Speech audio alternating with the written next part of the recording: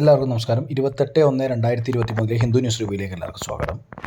നമ്മൾ ഏറ്റവും ഇമ്പോർട്ടൻ്റ് ആയിട്ടുള്ള കറണ്ട് അഫയേഴ്സ് റിലേറ്റഡ് ആയിട്ടുള്ള കാര്യങ്ങളാണ് ഡിസ്കസ് ചെയ്യുന്നത്. എക്സാം പോയിന്റ് ഓഫ് വ്യൂവിൽ ചോദിക്കാൻ സാധ്യതയുള്ള എവിടെ നിന്നാണ് ക്വസ്റ്റ്യൻസ് ഉണ്ടാക്കുന്നതെന്ന് ചോദിച്ചാൽ ഏറ്റവും കറണ്ട് ആയിട്ടുള്ള ഇവൻറ്റ്സിൽ നിന്നാണ് സ്റ്റാറ്റിക് ക്വസ്റ്റ്യൻസ് പോലും ഉണ്ടാക്കുന്നത്. അതുകൊണ്ട് തന്നെ അങ്ങനെയുള്ള കാര്യങ്ങൾക്ക് ഇമ്പോർട്ടൻസ് ഉണ്ട്. അതുകൊണ്ടാണ് ഇങ്ങനൊരു സെഷൻ ഡിസ്കസ് ചെയ്യുന്നത്. എല്ലാവരും സബ്സ്ക്രൈബ് ചെയ്യുക, ലൈക്ക് ചെയ്യുക, ഷെയർ ചെയ്യുക. നിങ്ങൾക്ക് അഭിപ്രായങ്ങൾ എന്തെങ്കിലും അത് രേഖപ്പെടുത്തുക. അപ്പോൾ ആദ്യത്തെ ന്യൂസിലേക്ക് കിടക്കുക. India sends notice to Pakistan to amend 1960 Indus pact. അപ്പോൾ ഇൻഡസ് പാക്ട് 1960 ഈ നദികളുടെ വെള്ളം ഷെയർ ചെയ്യുന്നതുമായി ബന്ധപ്പെട്ട പാക്റ്റാണത്. ഇതിൽ ഇമ്പോർട്ടൻസ് ശരിക്കും പാകിസ്ഥാനാണ് ഷെയറിങ് കൂടുതൽ. ഇതിൽ പറഞ്ഞിരിക്കുന്ന നദികൾ ഇപ്പോൾ eastern reverse Ravi, Sutlej, beach India തന്നെ മുഴുവൻ കൺട്രോളിലുമാണ്. The treaty provides India absolute control of all the waters of the eastern rivers. Ravi, Sutlej, beach ഇത് ഓർത്ത് വെക്കണേ. 3 റിവേഴ്സ് രവി, സത്ലജ്, ബീച്ച് ഇന്ത്യൻ്റെ കൺട്രോളിലാണ്. നേരെ മറിച്ച് പാകിസ്ഥാന് വെസ്റ്റേൺ റിവേഴ്സാണ്. ഇൻഡസ്, ജലം, ചെനാബ് ഈ 3 റിവേഴ്സും പാകിസ്ഥാൻ്റെ കൺട്രോളിലാണ്. ഇന്ത്യക്ക് ചെനാബിലും അതുപോലെ തന്നെ ഇൻഡസിലും ജലത്തിലും എന്തൊക്കെ ചെയ്യാമെന്നുള്ളതിൽ പറഞ്ഞിരിക്കുന്നത് India is permitted to use waters of the western rivers for domestic use, non consumptive use, agriculture and generation of hydro electric power subject to certain conditions. Hydro electric പവറിനോ അഗ്രികൾച്ചറിനോ മറ്റ് കാര്യങ്ങൾക്കൊക്കെ ഉപയോഗിക്കാം, പക്ഷേ കുറച്ച് കണ്ടീഷൻസ് ഉണ്ട്. അതാണ് ഈ ഇൻഡസ് ട്രീറ്റി അല്ലെങ്കിൽ ഇൻഡസ് പാക്ട് എന്ന് പറയുന്നത്. 1960 വർഷം. ഈസ്റ്റേൺ റിവേഴ്സ് ഇന്ത്യയുടെ കയ്യിലും വെസ്റ്റേൺ റിവേഴ്സ് ആയിട്ടുള്ള ജലം, ചെനാബ്, ഇൻഡസ് പാകിസ്ഥാൻ്റെ കയ്യിലുമാണ്. അവർക്കാണ് കൂടുതൽ ഇൻഫ്ലുവൻസ്. അതിൽ റെസ്ട്രിക്ഷൻ ഓഫ് യൂസ് ഇന്ത്യക്കുണ്ട്. അതുമായി ബന്ധപ്പെട്ട ന്യൂസാണ്. അടുത്ത ന്യൂസ് എന്ന് പറയുന്നത് സാനിയ മിർസ ടെന്നീസ് കരിയർ നിർത്തുന്നതാണ് പറയുന്നത്. റിട്ടയർ ചെയ്യാണ് ടെന്നീസിൽ നിന്ന്. അത് ഇമ്പോർട്ടൻ്റ് ആയിട്ടുള്ളൊരു ന്യൂസാണ്. Which is the tennis player who has retired recently എന്ന് ചോദിച്ചാൽ സാനിയ മിർസയാണ്. അതൊരു കറണ്ട് അഫയേഴ്സ് ചോദ്യമായി വരാൻ സാധ്യതയുള്ളതാണ്, ഇമ്പോർട്ടൻ്റ് ആണ്. അടുത്തൊരു news, rise in water bird count recorded in Kerala's capital. തിരുവനന്തപുരത്ത് വാട്ടർ ബേർഡിൻ്റെ കൗണ്ട് കൂടുതലാണെന്ന് പറയുന്നു. അപ്പോൾ എന്താണെന്ന് നോക്കാം. Asian water bird census AWC 2023 has recorded 65% increase in water birds in Kerala's Thiruvananthapuram district with slight dip in the count of species.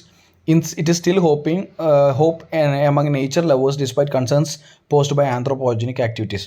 അപ്പോൾ ഇത് എന്താണ് പരിപാടി എന്ന് ചോദിച്ചാൽ, ഈ സെൻസസ് എന്ന് പറയുന്നത് വാട്ടർ ബേർഡിനെ കൗണ്ട് ചെയ്യുന്ന ഒരു സെൻസസ് ആണ്. കേരളത്തിലെ തിരുവനന്തപുരം ക്യാപിറ്റലായിട്ടുള്ള തിരുവനന്തപുരത്ത് കൂടുതൽ തന്നെയാണുള്ളത്. Rice in water bird count എന്ന് തന്നെയാണ് പറയുന്നത്. ആന്ത്രപ്പോജനിക് ആയിട്ടുള്ള കൺസേൺസ് ഉണ്ടായിട്ടും റൈസ് തന്നെയാണ്. എന്താണ് ആന്ത്രപ്പോജനിക് കൺസേൺസ് എന്ന് നമുക്ക് നോക്കാം.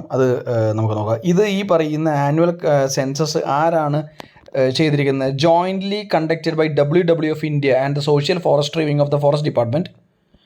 ഈ 2 ഡിപ്പാർട്ട്മെൻറ്റുമാണ് ചെയ്തിരിക്കുന്നത്. ഏഷ്യൻ വാട്ടർ സെൻസസ് ആണ് ഈ പറഞ്ഞ റിപ്പോർട്ട് കേട്ടോ. 2023 ഏഷ്യൻ വാട്ടർ ബേർഡ് സെൻസസിലാണ് 65% ഇൻക്രീസ് വാട്ടർ ബേർഡ്സിന് ഉണ്ടായിട്ടുണ്ടെന്ന് പറയുന്നത് തിരുവനന്തപുരത്ത്. ഇമ്പോർട്ടൻ്റ് ആണ്. ആന്ത്രപ്പോജനിക് കോസസ് കാരണം ത്രെട്ട് വരുന്നു എന്ന് പറയും. എന്താണ് ആന്ത്രപ്പോജനിക് കോസസ് എന്ന് പറയുന്നത്?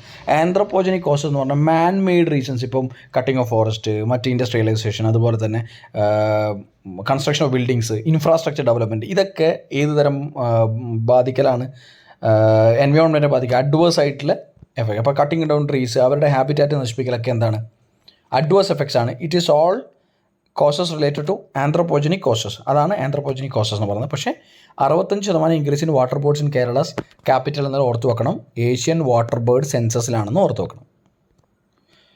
ഗ്രേറ്റ് എക്സ്പെക്റ്റേഷൻസ് എന്ന് പറഞ്ഞിട്ട് ഇന്നത്തെ എഡിറ്റോറിയൽ പറഞ്ഞിരിക്കുന്നത്, എലക്ഷൻസ് മുന്നിൽ കാണുന്ന സമയത്ത് ഒരുപാട് സ്റ്റേറ്റ് ഇലക്ഷൻസ് വരാനുണ്ട്. അതുപോലെ തന്നെ അസംബ്ലി ഇലക്ഷൻ, ലോക്സഭ ഇലക്ഷൻസ് ഒക്കെ മുമ്പോട്ട് വരുന്ന സമയത്ത്, 2 വർഷത്തിനുള്ളിൽ അതും വരുന്ന സമയത്ത് എങ്ങനെ അടുത്ത ബഡ്ജറ്റ് നിർമ്മലാ സീതാരാമൻ പ്രസൻറ്റ് ചെയ്യും, എത്രമാത്രം എക്സ്പെക്റ്റേഷൻസ് ആണ് അങ്ങനത്തെ കാര്യത്തിലുള്ളത്, എങ്ങനെയാണ് ഇൻവെസ്റ്റ്മെൻറ്റും ഗ്രോത്തും ഇന്ത്യ കൺട്രോൾ ചെയ്യാൻ പോകുന്നത്, അങ്ങനെയുള്ള കാര്യങ്ങളാണ് നമ്മൾ സെപ്പറേറ്റ്ലി ഒരു എഡിറ്റോറിയൽ സെഷൻ ഉണ്ട്. അതിൽ നമ്മൾ കുറച്ച് കൂടുതൽ ഡീറ്റെയിൽഡ് ആയിട്ട് പറയും. ചീറ്റ റീഇൻട്രൊഡക്ഷൻ പ്രോജക്റ്റിനെ കുറിച്ച് പറയുന്നുണ്ട്. Cheetah project to bring in 12 big cats from South Africa. അപ്പോൾ നമീബിയയിൽ നമ്മൾ കുറച്ച് ചീറ്റകളെ കൊണ്ടുവന്നിരുന്നു. കുനോപ്പ് അൽപൂർ നാഷണൽ പാർക്കിലാണ്, മധ്യപ്രദേശിൽ. അത് ഇമ്പോർട്ടൻ്റ് ആണ്. Both countries sign a long pending agreement that will allow for translocation of 12 cheetahs to Madhya Pradesh Kuno National Park, South Africa to send more batches for the next 8 to 10 years. 8 മുതൽ 10 വർഷം വരെയുള്ള കാലയളവിൽ അടുത്ത 10 വർഷത്തിനുള്ളിൽ ഒരുപാട് ചീറ്റാസിനെ കൊണ്ടുവരുമെന്ന് പറയുന്നു.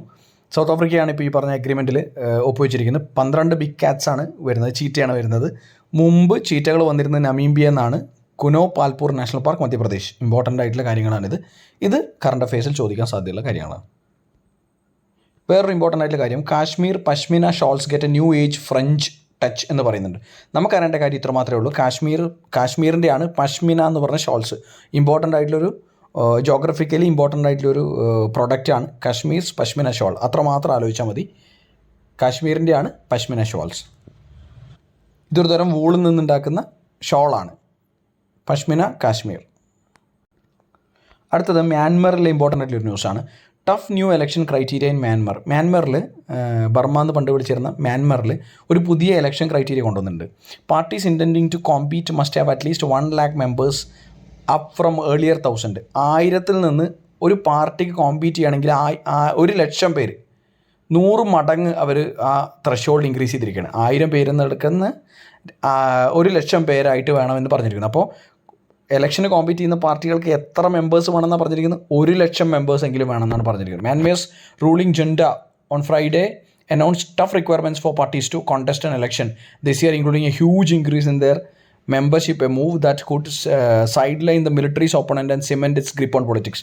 അപ്പോൾ മിലിറ്ററി ഓപ്പണൻസിനൊക്കെ എതിർക്കാൻ വേണ്ടിയിട്ട് എന്താണ് പറഞ്ഞിരിക്കുന്നത്? ഒരു ക്രൈറ്റീരിയ പുതിയതായിട്ട് പറഞ്ഞിരിക്കുന്നത് വെച്ചാൽ ഇലക്ഷന് കോമ്പീറ്റ് ചെയ്യണമെങ്കിൽ എത്ര ആൾ വേണമെന്ന് പറഞ്ഞ മെമ്പർഷിപ്പ് 1,00,000 പേര് വേണമെന്ന് പറഞ്ഞു. ഇന്നത്തെ ഹിന്ദുവിൽ ഏറ്റവും ഇമ്പോർട്ടൻ്റ് ആയിട്ട് കറണ്ട് അഫയേഴ്സ് ഡിസ്കസ് ചെയ്ത് കഴിഞ്ഞിരിക്കുകയാണ്. ടു ദ പോയിൻറ്റ് കറണ്ട് അഫയേഴ്സാണ് ഡിസ്കസ് ചെയ്യുന്നത്. എക്സാം പോയിൻ്റ് ഓഫ് വ്യൂവിൽ ഒരു ഏകദേശം ഒരു ഐഡിയ ഉണ്ടാക്കാനും മാത്രമല്ല ഈ പറഞ്ഞ ക്വസ്റ്റ്യൻസിനെ ഗസ് ചെയ്യാൻ ഏതൊക്കെ തരം ക്വസ്റ്റ്യൻസ് വരുമെന്ന് പ്രഡിക്റ്റ് ചെയ്യാനും സഹായിക്കുന്ന ഒരു സെഷനാണ്. ഇഷ്ടപ്പെട്ടാൽ ലൈക്ക് ചെയ്യുക, ഷെയർ ചെയ്യുക, കമൻറ്റ് ചെയ്യുക. Bye, take care.